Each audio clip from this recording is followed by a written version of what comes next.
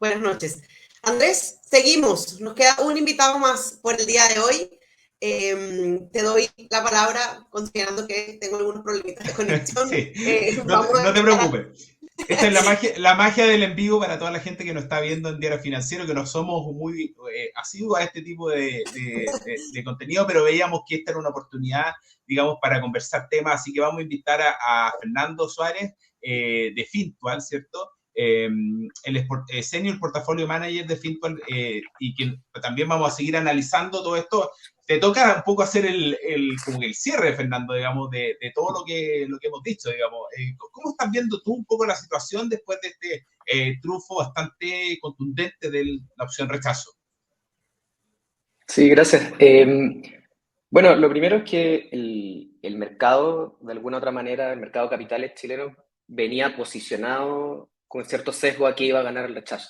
O sea, si uno ve, por ejemplo, lo que venía pasando durante los últimos 10 o 14 días en los mercados, tanto de tipo de cambio, tanto de renta variable como renta fija, es que hubo un desacople entre los mercados internacionales y los mercados locales. El IPSA tuvo rentabilidades bastante superiores a las que fueron, por ejemplo, las de los principales índices. Las tasas de interés acá en Chile cayeron más, bueno, de hecho, afuera subieron y en Chile cayeron durante las últimas semanas. Y el peso chileno se apreció más que el resto de las monedas emergentes. Entonces, en alguna u otra medida, yo creo que el mercado ya venía incorporando esto, ya está de alguna manera implícito en los precios. Tal vez no un 63%, de hecho, si uno ve las páginas de apuestas y en base al payoff, a lo que pagan esas páginas, calcula la probabilidad implícita del resultado. Había una probabilidad de un 60% de que ganara el rechazo, ese era más o menos lo que se manejaba. Así que uno esperaría que si los mercados son razonablemente eficientes, esa debiese ser la probabilidad que esperaban. Claro, o sea, el mercado le creía ciegamente a la encuesta, al parecer, digamos. O sea, pese a las dudas que hubo en los últimos días, digamos, ¿no? Claro, y tampoco, y no es algo raro, o sea, las encuestas, por lo menos en Chile, en las últimas elecciones no habían andado tan mal, por lo menos las que tienen metodología estadística razonablemente rigurosa. Oye, ¿y tú cuál es tu apuesta, digamos? ¿Cómo va a estar mañana el IPSA? Hablábamos anteriormente, al principio hablábamos entre un 5, un 10, un 7 más o menos, por ahí decían la gente de la Reinvial. ¿Cómo lo estás viendo tú? Sí, o sea, yo concuerdo en que probablemente, de nuevo, las tres clases de activos principales, tanto las tasas como el tipo de cambio como la bolsa, van a tener rentabilidades positivas en la sesión de mañana. De hecho, si uno ve hoy día, ahora uno ya puede ver, por ejemplo, en base a lo que transan las criptomonedas, que transan 24 horas, uno ya puede ver cómo está transando el tipo de cambio, ya está cayendo 9 o 10 pesos. Entonces, En las yo creo que operaciones mañana va a de ser, criptomonedas. en las operaciones de criptomonedas, que uno puede implícitamente calcular cuánto es está transando el dólar contra el peso. Entonces yo creo que sí, mañana va a ser un día positivo para los mercados. No me atrevería a dar una cifra, pero ¿Ya? históricamente leía un análisis el otro día que durante las elecciones de los últimos 30 años, las veces que el mercado había subido la bolsa el viernes de las elecciones, también sube el lunes, excepto cuando fueron las elecciones de Bachelet 2, el 2014 me parece. Sí. Esa fue la única vez que eso no ocurrió, pero en general siempre que el mercado se adelanta el viernes, suele repetir el lunes. Y eso fue lo que pasó este viernes, que de hecho entre el tipo de cambio y el IPSA, el ETF, el SH que transa afuera, subió casi un 8% al cierre. Así que yo esperaría que Claro. no tenga alguna rentabilidad positiva. ¿Y qué tan sólido es esto, digamos? ¿Es una señal, es un golpe, digamos? O da más confianza a los inversionistas un poco independiente del camino que hay que seguir, ¿cierto? Que eso lo tendrá que ver el área política, pero ¿qué tan sostenible es este buen resultado, digamos, pensando en las próximas semanas, quizás? Yo creo que los mercados de capitales lo van a interpretar como algo positivo porque se reduce en alguna medida la incertidumbre. Tal vez con esto Ya. ya tú puedes descartar ciertas trayectorias que puede haber tomado la economía que sean más extremas. O sea, va a seguir la incertidumbre, igual que en cualquier país, pero ahora va a estar más acotada. Probablemente si sale una nueva constitución ya vas a sacar tal vez los artículos o las ideas que podían afectar más y que eran más controversiales y ahora te vas a quedar tal vez sin esos escenarios de cola y eso siempre lo agradecen los mercados financieros y la inversión en general. Ahora, igual hay que tener conciencia que en el mediano plazo la economía chilena va a estar estresada. Ya viene desacelerándose la economía global, eso en algún momento va a empezar a permear acá. También se debiese empezar a ver el efecto de la política monetaria en actividad, que estamos en niveles de tasas muy restrictivos, en torno a 10%. La inversión ha venido cayendo mucho. Los mercados de capitales además venían muy dañados de lo que fueron los retiros del 10%. Y a eso uno le puede agregar otros factores secundarios, como por ejemplo que ha caído bastante el gasto público durante el último año como parte de lo que tenía que contrarrestar el alto gasto público que venía desde el año 2021. Entonces, la suma de todos esos factores hace que probablemente vamos a vivir una desaceleración bastante pronunciada en la actividad económica durante los próximos 6 o 12 meses. Claro. Y hay que considerar también que está en discusión una reforma tributaria y hay otros ruidos, digamos, que están ahí todavía andando, ¿no?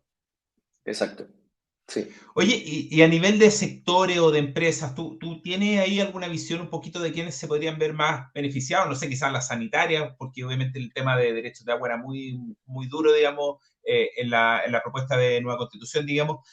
¿Ves algunos sectores que se podrían ver un poquito más beneficiados que otros en esta pasada?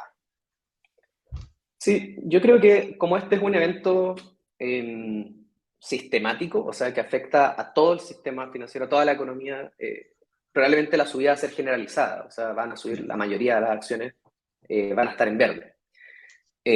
Ahora, si uno hace, claro, un doble clic, probablemente las que se van a ver más beneficiadas son las que incidían directamente la nueva constitución en su operación futura. Entonces, si uno ve, por ejemplo, los nombres que subieron más el viernes pasado, uno encuentra, como decías tú, Aguas Andinas, Aguas Metropolitanas, Colbún, Engie, fueron nombres que estaban un poco más, que el mercado los utilizó para apostar a favor del rechazo. Así que yo diría que por ahí tal vez podría haber, pero no, lo más probable es que veamos una alza generalizada en todos los nombres, porque es un evento más sistemático que idiosincrático del nombre en particular. ¿Y tú cómo ves que está quedando como el riesgo país, digamos? ¿Qué crees que va a pasar con eso? Sí, el riesgo país en general suele ser una variable, depende de cómo uno mide el riesgo país. Si uno mide el riesgo país como el spread o el diferencial de tasas que tiene el país contra, por ejemplo, la tasa libre de riesgo en Estados Unidos, en general esos riesgos país suelen moverse bastante en tándem con cómo se mueve el riesgo a nivel global. O sea, cuando esos spreads suben, en general los spreads locales suben. Ahora, en particular, el riesgo de Chile venía subiendo lentamente durante los últimos años. No solo desde el estallido social, sino que venía subiendo desde un poco antes. Probablemente se va a calmar un poco ese diferencial, pero definitivamente no creo que vayamos a estar a niveles muy lejanos a lo que estábamos antes, a su media de los últimos 10 años. O sea, Chile tiene un nivel de riesgo país bastante bajo, un país que es investment grade, como se conocen en el análisis crediticio, y lo más probable es que se siga moviendo en torno a eso, por lo menos durante los próximos años. Claro. Oye, Fernando, ustedes que trabajan ahí a través de Fitwal, ¿cierto? Una aplicación que es de muy fácil uso y de inversión, digamos, y que está enfocada en personas que puedan invertir desde muy bajos montos, digamos. Un poquito, ¿hay alguna recomendación un poco de lo que ustedes ven que uno pudiera hacer, digamos, si tiene algunas lucas ahí para ahorrar o para invertir, digamos, en qué conviene hacerlo, digamos, en los fondos más riesgosos, irse ¿cuál es la recomendación ahí para el inversionista más generalizado?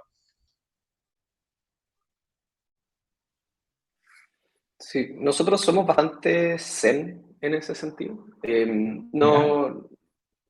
Básicamente una recomendación de inversión siempre va a estar atada a tu nivel de aversión al riesgo y al plazo al que tú necesites ese dinero. Si tú necesitas tu dinero para comprarte un auto en 2 años más, no es lo mismo que necesites tu dinero para una jubilación en 30 años más.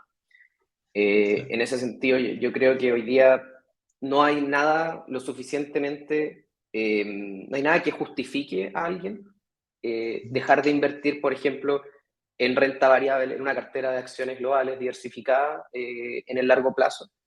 Y en el corto plazo, también de nuevo recomendar lo que está asignado para esos paquetes de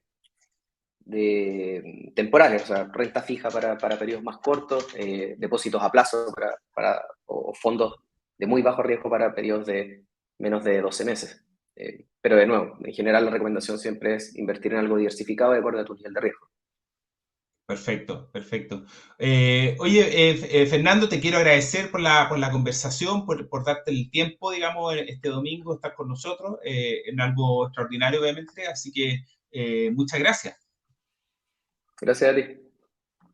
Y a todos ustedes también que están acá, estuvieron conectados con nosotros, esperamos haberlos ayudado un poco a entender lo que va a pasar en las próximas horas, desde mañana en los mercados. Obviamente se espera una reacción positiva, así que esperamos, digamos, que lo hayamos ayudado a entender un poquito en el escenario en que nos estamos moviendo. Antes de que hable, luego entiendo que habla el presidente, estaba mirando la tele para ver.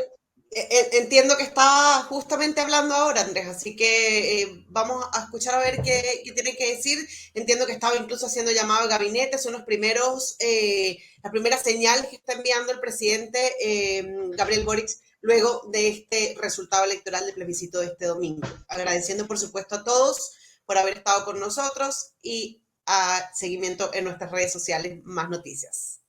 Sí, todos invitados en la cobertura del diario financiero de F.cl. Ustedes ahí pueden leer toda la información. Hemos estado todo el día informando sobre cómo se desempeña el plebiscito y hoy día y mañana vamos a estar con más notas y entrevistas que las pueden ir ahí revisando en nuestro sitio web y nuestro diario impreso también.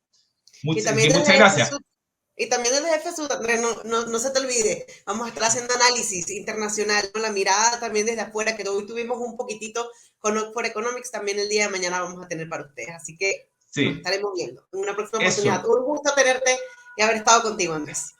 Muchas gracias, Gabriel, y gracias también a todos los que se conectaron, más de 160 personas en algún minuto, digamos, los que nos mandaron comentarios a través de redes sociales, lo estuvimos leyendo ahí internamente para ir adecuando algunas preguntas y algunos errores que cometimos ahí en la información que entregamos abajo. Así que, bueno, pero todos invitados y muchas gracias, así que nos estamos viendo.